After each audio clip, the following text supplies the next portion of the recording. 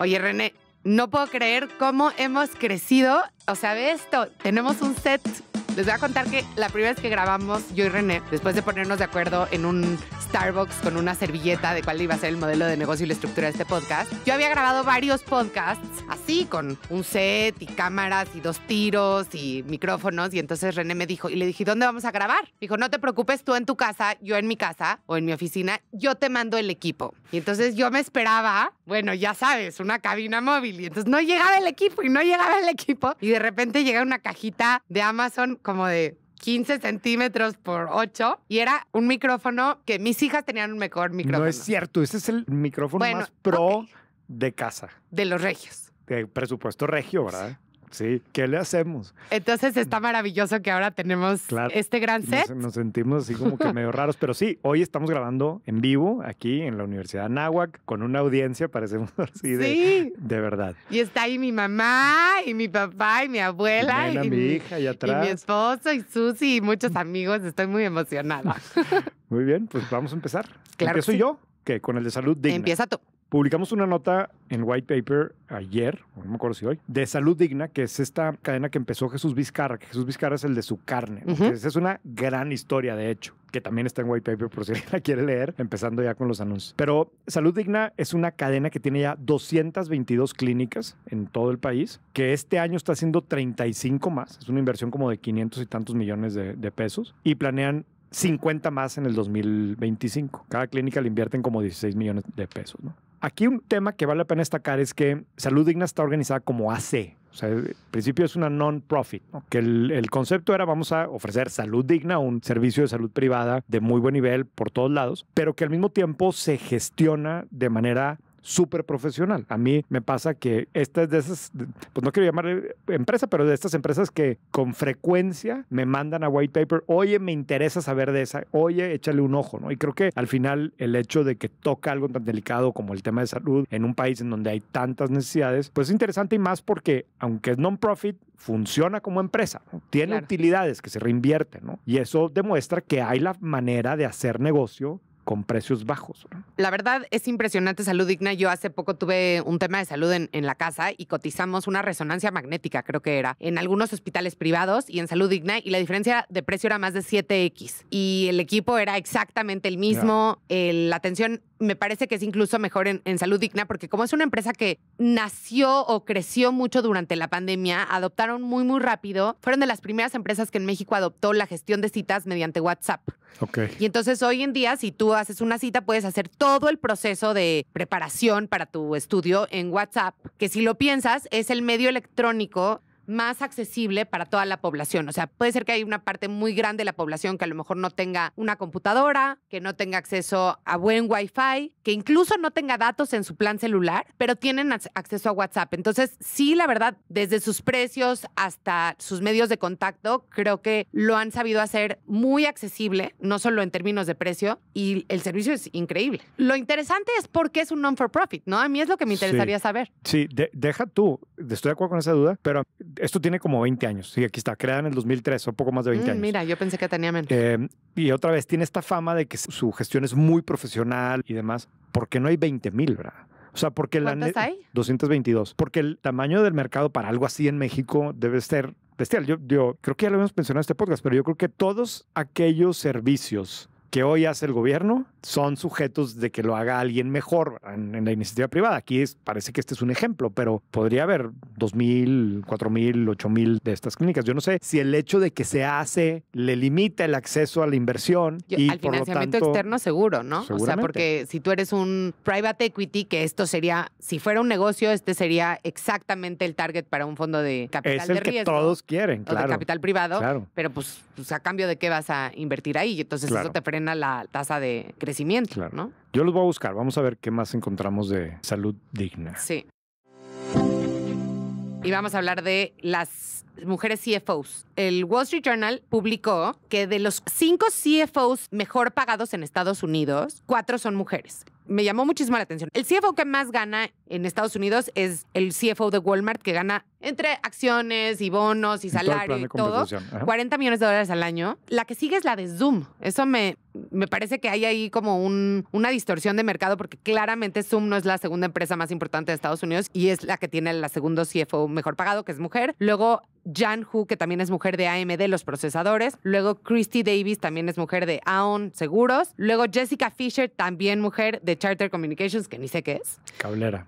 Cablera. Y luego me sorprendió que hasta el lugar número 6, mi queridísima y admirada Ruth Porat, que es la CFO de Alphabet, de Google. Entonces, hay varias cosas aquí que me gustaría platicar. La primera es increíble que un CFO gane $40 millones. O sea, sí me pareció así como que me dieron un poco de ganas de vomitar, del nervio. Segundo, que no necesariamente hay una correlación entre el tamaño de la empresa y quiénes son las que más ganan, porque Zoom, pues no es de las empresas más grandes de Estados Unidos. Y tercero, te quería contar una anécdota. Ruth Porat, que era una veterana de banca de inversión, creo que trabajaba en Morgan Stanley o en Goldman Sachs, si no mal recuerdo, y la llevan a Google cuando los negocios de Google, el negocio de Search en particular, empezó a desacelerarse y ella fue la que hizo toda esta reestructura de cambiarle a Alphabet y separar los negocios como de menor crecimiento de los de mayor crecimiento y puso muchísima disciplina financiera en Google y fue la época que yo estaba ahí. Y en uno de sus primeros earnings call, uno de los analistas, ya sabes, las llamadas trimestrales con inversionistas, que los analistas de los bancos de inversión hacen preguntas, y entonces preguntó algo así como, esta es una pregunta para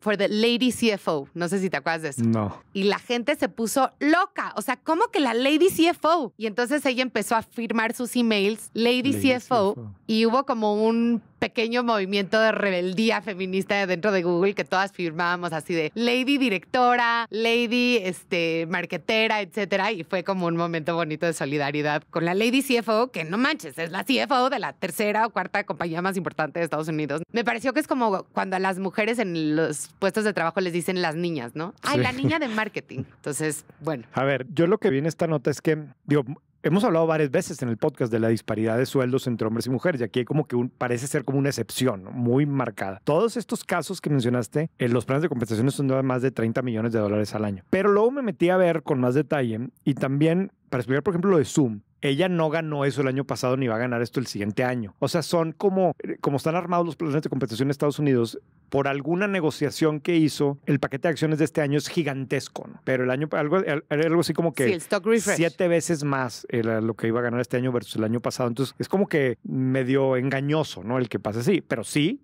tiene derecho a ganar $30 millones o más de $30 millones este año, ¿no? Y la otra cosa que creo que vale la pena destacar es que está súper competido. O sea, estás hablando ahora sí de las rockstars en ese mundo y las empresas están dispuestas a pagar lo que sea porque no se vayan, ¿no? Y es un tema, pues, de competencia, ¿verdad? Sí, y tener un buen CFO señala al mercado fortaleza y eso ayuda a la acción. Y creo que hoy en día tener una CFO que sea picudísima y que además sea mujer se ve muy bien en este tipo de empresas, ¿no? Claro, y lo están recompensando de esa forma, ¿no?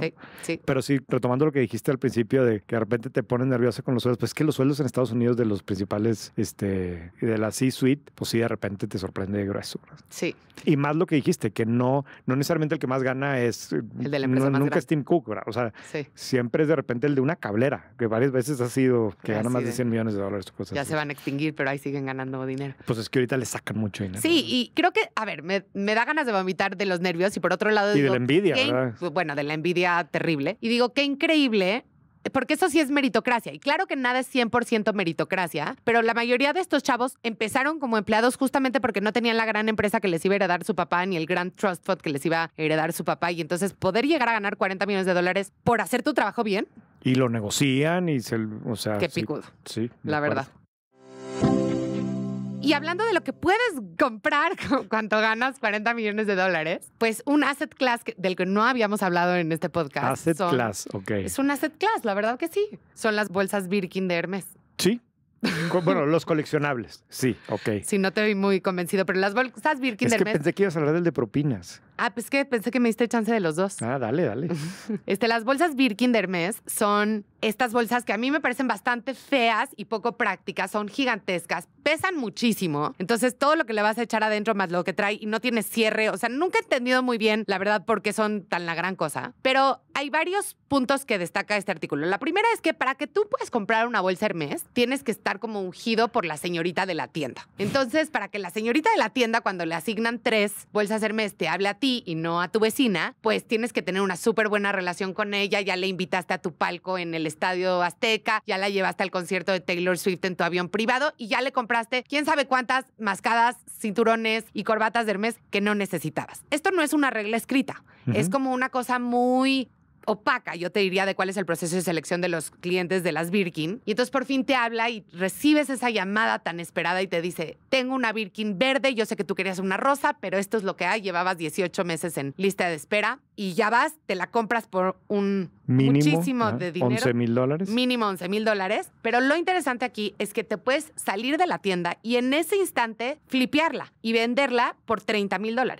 Entonces hay una política expresa cuando tú compras una bolsa que te hacen firmar de que tú no la vas a revender con fines comerciales. ¿A qué quieren decir? O sea, si ya la usaste 2 años y la quieres revender, Hermès está ok con eso. Lo que no está ok es que te salgas de la tienda y la revendas. Pero está pasando mucho y aquí según datos de Real, que hemos hablado varias veces de esta tienda que es de mis tiendas favoritas, fíjate, la diferencia, o sea, una Birkin 25 que se vende en la tienda Hermès en $10,000, se venden arriba de $25,000 en The Real y es la marca con mayor valor de reventa. Me cae que los de Hermès son unos genios. De hecho, así deberíamos de vender las suscripciones de White Paper, sí. ¿no? O sea, tienes que hacer puntos para poderte suscribir. Y si te elegimos...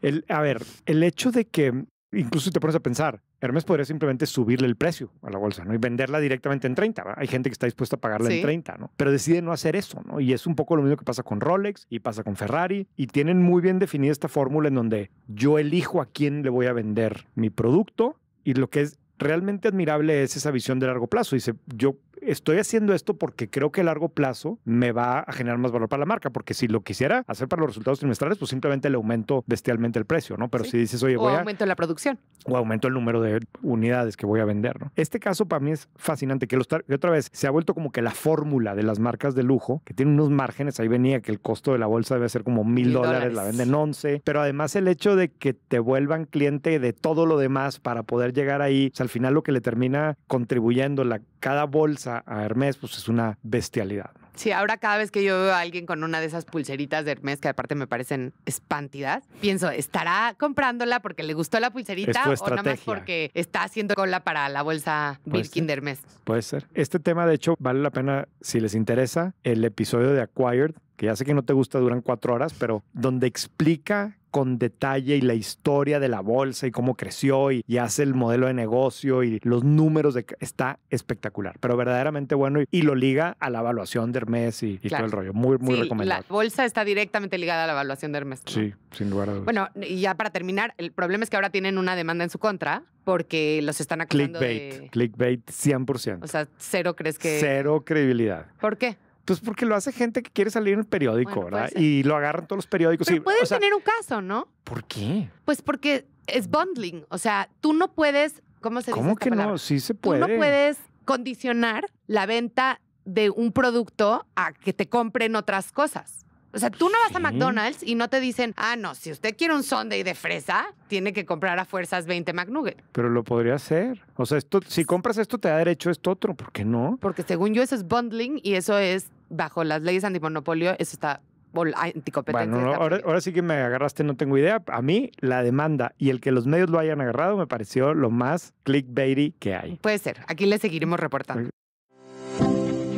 Ya me comí una que no me tocaba, pero las propinas. ¿Lo leíste? No, esta te toca a ti también. Esta me toca. Sí. Hay un artículo en The Economist que vale totalmente la pena leerlo y que además esta semana que estuve viajando mucho me tocó, ya no solo en Estados Unidos, me tocó en México. En Estados Unidos hay un fenómeno que hay una inflación de propinas que va muy por encima de la inflación general. Entonces, los precios suben 7%, 4% al año y las propinas, lo que ha pasado es que como lo que ha subido es el porcentaje, si tú realmente calculas cuánto han subido las propinas, han subido muchísimo, han subido 16% en los últimos años, porque antes estaba bien pagar 10% de propina, luego 15, ahora es 17, ahora es 18, ahora ya es 20. Eso por un lado. Y por el otro lado, cosas que típicamente nunca se requerían una propina. O sea, si vas a una heladería y te sirven un helado, eso pues igual y dejabas las moneditas en la cajita transparente, pero no era de mala educación no dejar propina y ahora te voltean Shame.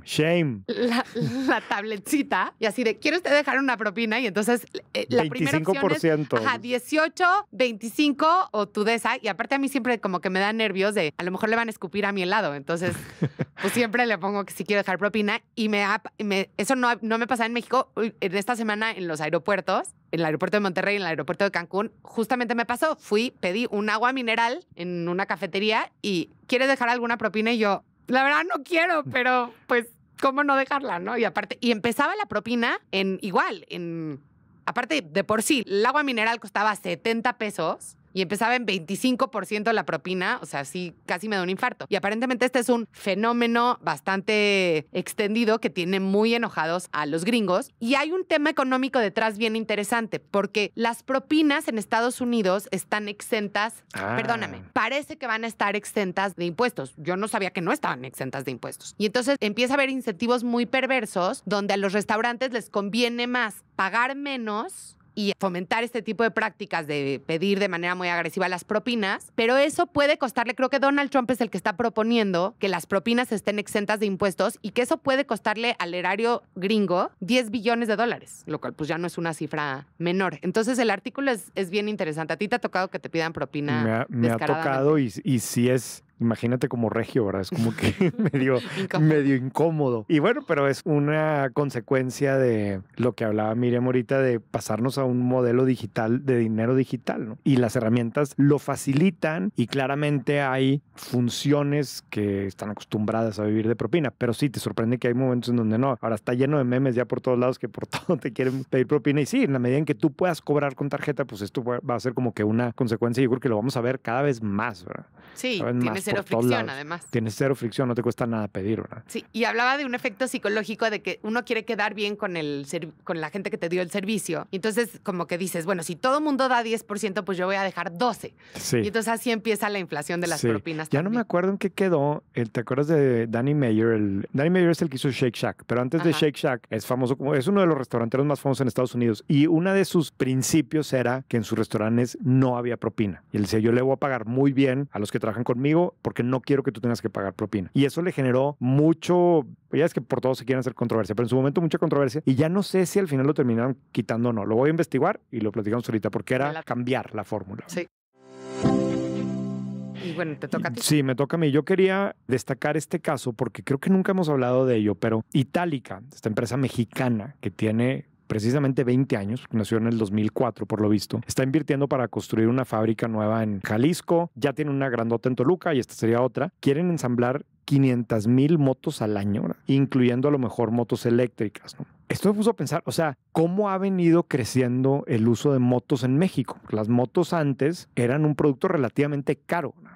O sea, sí había motos para repartidores, pero eran poquitas y eran relativamente caras, versus lo que existe hoy y que cuando lo vendes en Electra y lo vendes por Coppel y lo vendes por todos lados y le metes todo el financiamiento, lo convirtió en un producto súper accesible, que luego le metes la fórmula de las empresas de delivery y aquello explotó. Y hay una gráfica que pusimos en White Paper de cómo ha crecido el número de motos en circulación en México y es una locura. Y sí, por un lado ha permitido que muchas personas puedan trabajar de repartidores, el tener acceso a esta herramienta. Y por otro lado, incluso que gente en ejidos, en rancherías, que su forma antes de trasladarse, pues a lo mejor era el carrito de 30 años que se estaba estartalando y ahora con una moto, pueden traer una moto nueva que están pagando, que es más eficiente. Esto tiene mucho impacto, ¿no? Y yo creo que este tema de motos mexicanas, o sea, no tenemos coches mexicanos, ¿verdad? ¿Pero Itálica está hecho en México? Sí, es una marca mexicana. Es una marca que la distribuye Electra, pero no. No, es una marca de Grupo Salinas. Se llama Itálica, pues para que se vea italiana. Sí.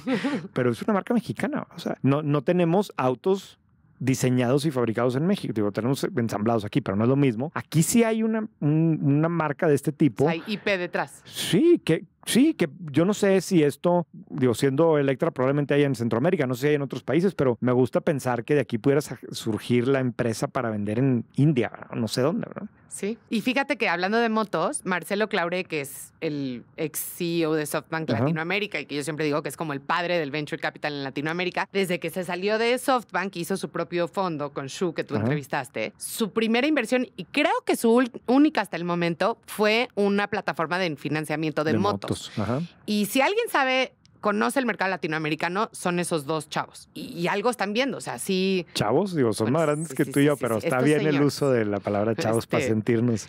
Y entonces sí, interesante. Digo, hay que ver también cuáles son las implicaciones porque, por ejemplo, las calles no están preparadas para el volumen de motos que tenemos hoy en día. No están y nunca van a estar para el volumen de cosas, pero vele el lado positivo. Hay más gente que tiene acceso a cómo moverse. Movilidad. Como movilidad cuesta relativamente poco, hay financiamiento para ello. Esto es significativo para México, ¿no? Sí. Muy bien, vamos al vamos al deep dive.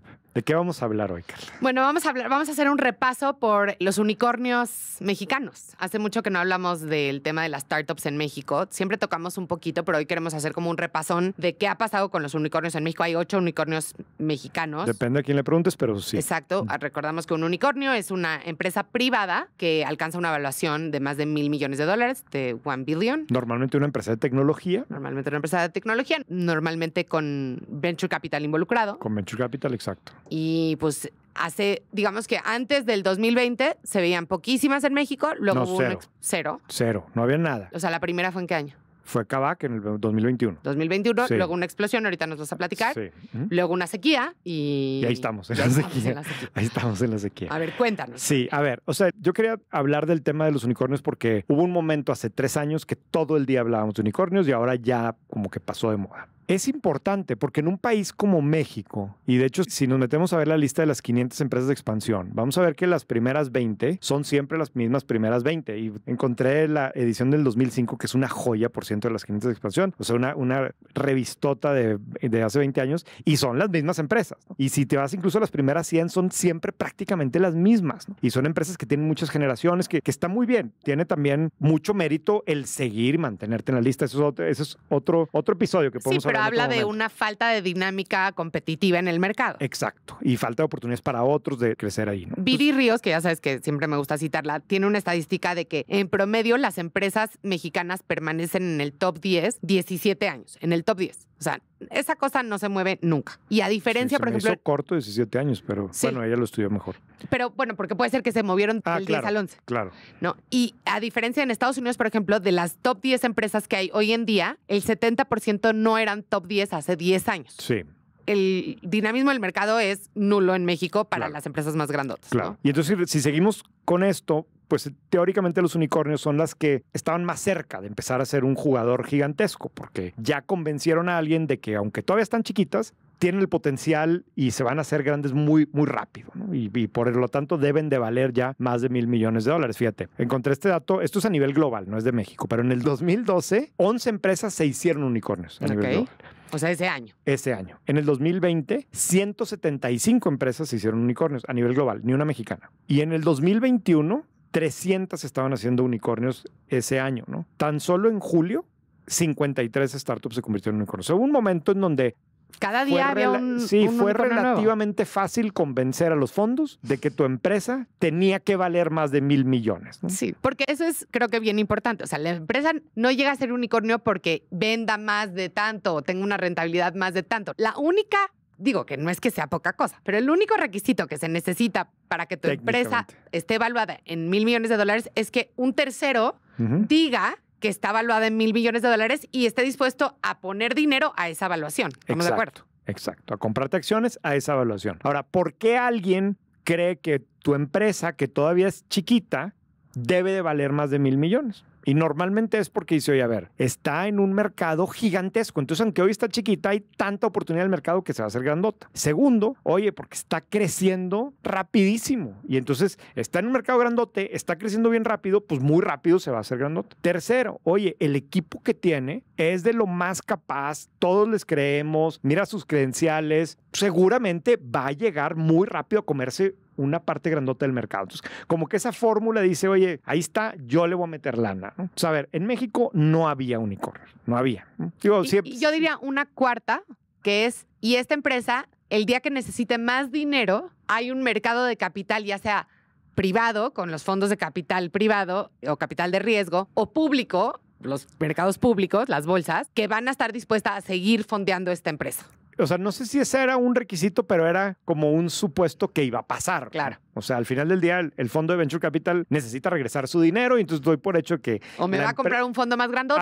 Alguien me va a dar la manera de o voy a salir a la ¿no? bolsa. Claro. Ahora, en México, al menos oficialmente no había unicornios porque por años se rumoró que Softec podía haber sido considerada un unicornio. Y una que empresa Kio, que estaba ¿no? en tecnología, Kio, etcétera, pero no había estas inversiones de venture que les dieran la evaluación. Pero bueno, entonces oficialmente no hubo hasta que llegó Kavak, ¿no? Y Kavak alcanzó primero una evaluación de $1,150 millones, después de 4,000 y después se fue a la de 7,000. Una vez que se abren las puertas con Kavak, sigue Bitso, 2,200 millones, y luego Clip, 2,000 millones. Todo esto pasa en el 2021. Para finales de 2021 ya había, pues otra vez 7 u 8, depende de quién le preguntes, ¿no? Que eran Merama, Kavak, Bitso, Clip, Confío, Clara, Merama, Nowports y Story. Está también Incode, que también técnicamente es un unicornio, que es una empresa fundada por emprendedores mexicanos, que sus clientes estaban en México, aunque la fundaron en Estados Unidos y estaba basada en Estados Unidos. Entonces, pues es como Tex-Mex, ¿no? O sea, más o menos. Y está también el caso de GBM Plus, que lo anunciaron como un unicornio, pero pues era una subsidiaria de una empresa grandota, entonces pues sí, depende de cómo lo veas. Y luego tendrías Corner Shop y Rappi, que una fue fundada en Chile y la otra fundada en Colombia, pero la verdad es que su mercado principal y sus operaciones principales están en México, entonces también eso no pero es un Corner unicornio Shop no mexicano. llegó a ser unicornio, o sea, la compraron en una evaluación de más de Ahí 1,000, está. pero... O sea, no lo anunciaron. Sí, tienes razón. O sea, no vivió como unicornio. Sí, exacto. Le dieron esa evaluación cuando la compraron. Sí, ok. Bueno, hasta ahí estamos más o menos, ¿no? Hay un momento en donde 7, 8, 9, depende de quién le preguntemos, para alguien valen más de 1,000 millones y varios más de 2,000 y Kavak más de 7,000. Y había un sospechoso común aquí. Había un sospechoso común. De todas esas, 1, 2, 3, 4, 5, 6, 7 y 8 se hicieron unicornios porque el que le metió lana fue SoftBank. SoftBank fue el que dijo, Con mucha visión. ahí te va. Y entonces yo te compro a esa evaluación y por lo tanto te conviertes en un unicornio. Pues digo, es un hecho importante porque si no hubiera estado SoftBank, quién sabe si hubieran logrado hacerlo, ¿no? Ahora, ya sabemos, y ya lo hemos hablado aquí también varias veces, que desde mediados del 2022 se terminó la fiesta del Venture Capital. Llegó el invierno de los unicornios. Llegó el invierno, subieron las tasas. Otro día podemos hablar del modelo de Venture Capital, pero cuando suben las tasas, Venture Capital deja de ser tan atractivo. Pasaron varias cosas en el mercado, las SPACs que habían hecho mucho ruido empezaron a tronar todas. Eso también pues, generó malestar entre los emprendedores y se genera así como estaba por un lado el círculo virtuoso de que este frenesí por invertir más y de repente no quiero saber nada y todo me suena a fraude y todo es escepticismo y empieza un invierno en donde no diría yo a fraude, pero sí empieza a haber menos enamoramiento por el mercado latinoamericano, los fondos tienen menos dinero, hay muchos fondos que vinieron les llaman como de turistas, ¿no? O sea, Tiger Global y muchos de ellos que vinieron, hicieron 2 inversiones y luego se fueron y sí, se frenó, o sea, se frenó el fondeo y de hecho muchas startups, mucho más chicas que estas, tuvieron que cerrar. Mucho, sí. Pero fíjate, aquí entra lo que tú dijiste ahorita. Todas estas recibieron dinero pensando en que iba a haber otra ronda más adelante, ¿no? O una manera de vender esas acciones, ¿no? Y de repente, en la madre, ¿verdad? No está tan claro que vaya a existir o que vaya a existir en un corto o mediano plazo. Y muchas de estas, su fórmula era, no necesito preocuparme por el bottom line, simplemente por crecer, cueste lo que cueste, ¿verdad? Sí. Entonces, estaban creciendo pensando en que iba a llegar otra vez un tío rico a pagarles la fiesta. Y esto puede sonar en retrospectiva muy irracional y muy irresponsable, pero hay que acordarnos que empresas gigantescas como Uber, como Amazon, como Airbnb, crecieron así, o sea, crecieron todas las grandotas sin hoy, rentabilidad, Facebook. sin ganar un peso durante muchísimos años y si no fuera porque los mercados y los inversionistas les dieron ese chance, hoy no serían lo que son. Entonces creo que hay muchas cosas que hoy decimos, ay, bueno, ¿y quiénes son los tontos que le dijeron que crecieran a cualquier costo? Bueno, los mismos que le dijeron a Amazon y a Uber y a Airbnb, nada más que pues los agarraron con los dedos en la puerta. Claro, es una fórmula que funciona. O sea, y si tú ves hoy la lista de las empresas más grandes del mundo, la mayoría crecieron con Venture Capital y aplicando esta fórmula hasta llegar. Pero aquí pasó que de repente se frenó y muchos no están listas. Como bien dijiste, pues algunas horas sí que no tengo para la quincena y terminas cerrando. O muchas lo que terminan haciendo es, pues te fusionas con alguien más, te medio vendes, porque hay valor generado aquí. Simplemente a veces no está ahí. Sí, ahora, y que en el podcast que si están oyéndolo en Spotify, que salió ayer de Arquitectura de los Negocios, donde Susi entrevistó a Miriam Cosío de Clip, justo decía, o sea, al final muchas veces cuando se secan los mercados, pues eso empuja a consolidación de negocios que son de márgenes muy bajos, ¿no? Efectivamente, o sea, los empuja, se quedan sin lana, necesitan buscar cómo crecer. Ahora, a pesar de esto, 6 unicornios mexicanos entre 2022 y 2023, o sea, ya cuando la cosa se había complicado, lograron cerrar rondas de deuda, que es diferente. Muy diferente. Muy diferente. Pero bueno, tenían acceso, el negocio estaba lo suficientemente grande, los fundadores tenían suficiente credibilidad, los inversionistas y demás para decir, oye, mira, pues ya no te puedo invertir directamente a capital, pero te presto lana. Ahí está. Y ojo que en varios casos de estos hace sentido la deuda, ¿no? En caso como Kavak, que está dando financiamiento, pues hace sentido que alguien le esté financiando ese dinero que va a prestar, ¿no? O como Confío y demás. Las fintech necesitan financiamiento porque es su inventario, ¿no? Para efectos prácticos. Entonces, más o menos así está la situación. O sea, si no me equivoco, de los unicornios mexicanos, desde que empezó este problema, las únicas 2 que han hecho rondas de capital después de este problema son Clara y Clip. Clara obtuvo como $60 millones. Pero la de Clip fue de deuda, ¿no? No, Clip según yo es capital. Esta última de $100 millones. ¿Sí? Ah, mira, sí, aquí tenemos en la audiencia, sí. Fíjate que yo había entendido que era de deuda. No, eso es lo interesante, porque Clip había hecho una ronda de deuda el año pasado o hace tiempo. Este es de capital. Por eso Clip ha insistido mucho en que pudo proteger la evaluación. Claro. Sí, claro, no creció. Pues no creció, pero tienes una empresa de $2,000 millones, ¿no? Que platicábamos la vez pasada, vale más que muchas de las empresas grandes en México, ¿no? Entonces, un punto importante que a lo mejor va a parecer medio obvio, pero todas las que fueron unicornios siguen funcionando ahorita, ¿verdad? No así en Estados Unidos. Muchos de los unicornios, el caso más famoso es WeWork, o se metieron realmente en problemas, Chapter 11, o cerraron, o demás. Aquí no, o al menos todavía no. Sí sabemos que todas estas tienen un volumen grandote. O sea, estas no son startups chiquitas que nos imaginamos ahí los chavos. No, tienen miles de empleados. Tienen miles de empleados, en algunos casos, o cientos. Facturan decenas, cientos o miles de millones. Algunas de ellas ahí están. No sabemos qué puede pasar. A ver, un tema que ya lo hemos mencionado aquí, pero que sí me gusta insistir. A los mexicanos nos encanta echar grilla y estas son como que targets muy fáciles, ¿no? Sí. Siempre nos gusta ver aquí como que ¿dónde está el engaño, verdad? Sí, ¿dónde está aquí a quién se fregaron? Incluso yo te diría que sí me gacho, pero hay quien claramente quiere que fallen, que se va a sentir bien de que fallen estas empresas, por las razones que tú quieras. Fíjate, ¿no? que les voy a platicar algo. Una de las 4 veces que nos hemos visto, René y yo, me invitó a que lo acompañara a verlo dar una clase en el IPADE, porque iba a enseñar el caso de Kavak. Sí. Porque el caso de Kavak del IPADE tiene mucha información que ha salido de los artículos de white paper sobre esta empresa. Entonces era un programa, el IPADE, ya saben que es la escuela de negocios más importante de México y quizás de América Latina.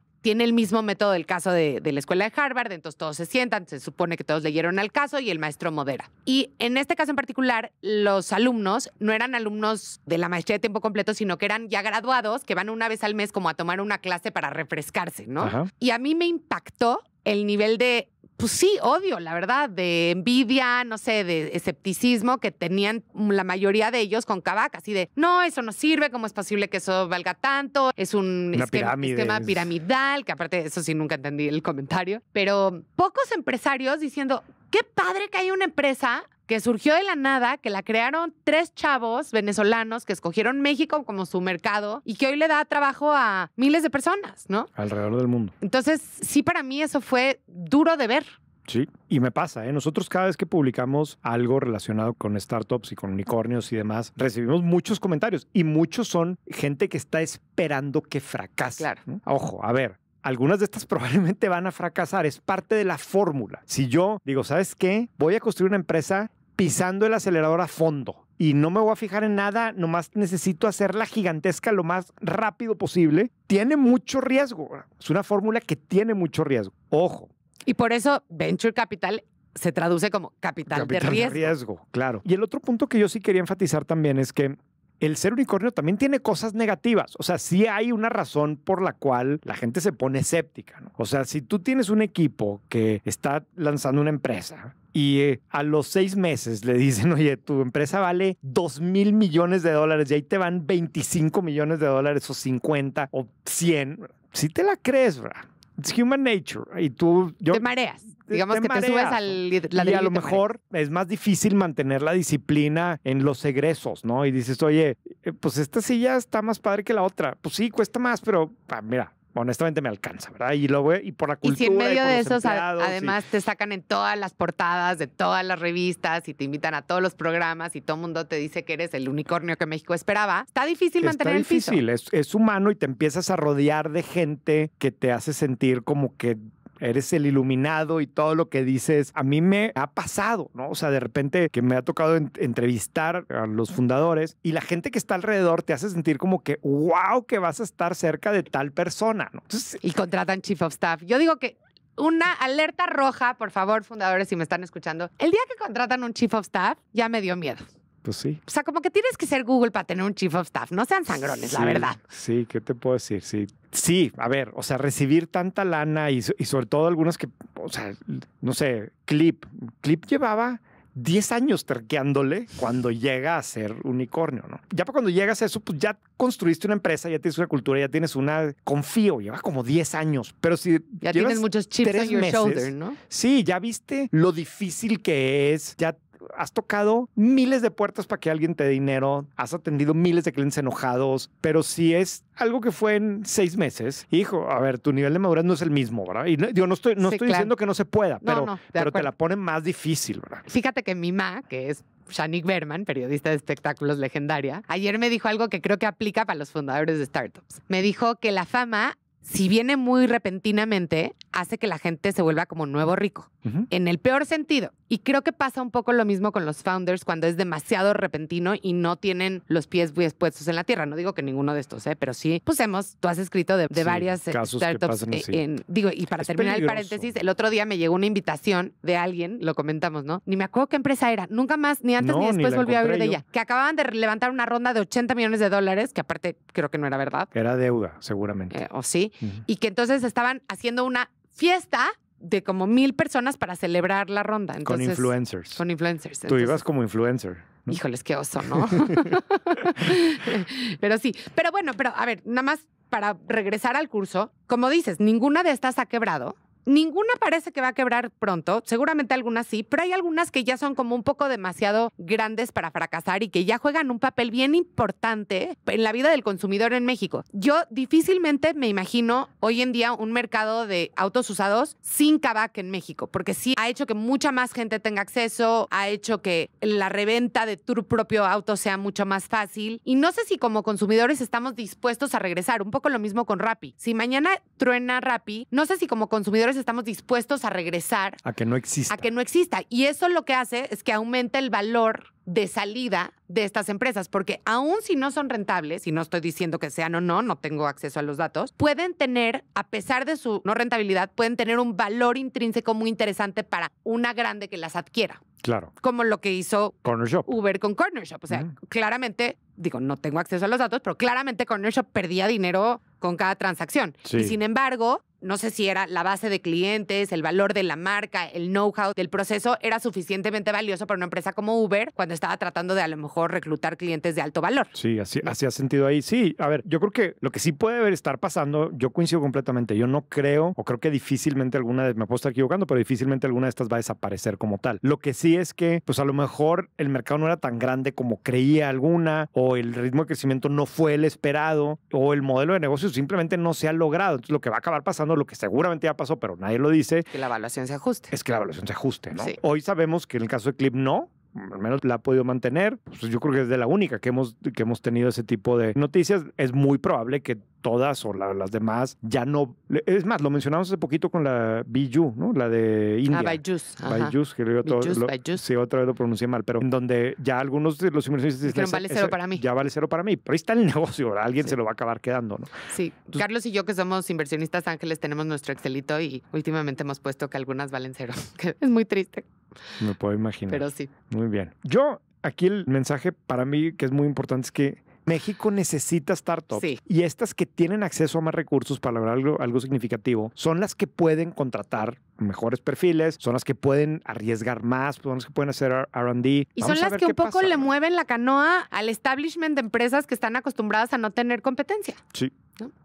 Si alguna de los unicornios que mencionamos le interesa compartirnos cómo van, nos encantaría escuchar. Mi mail es carla@whitepaper.mx y rené@whitepaper.mx. Me falta la recomendación. Sí. La recomendación de esta semana que me tocaba hacer a mí es un libro, hace mucho que no recomendamos libros, pero es una novela que se llama Very Bad Company y la autora se llama Emma Rosenblum. Está verdaderamente entretenida. Es una novela muy fácil de leer, cortita. Es como si fuera una novela de misterio, pero en el ecosistema emprendedor. O sea, es como Billions, pero en novela.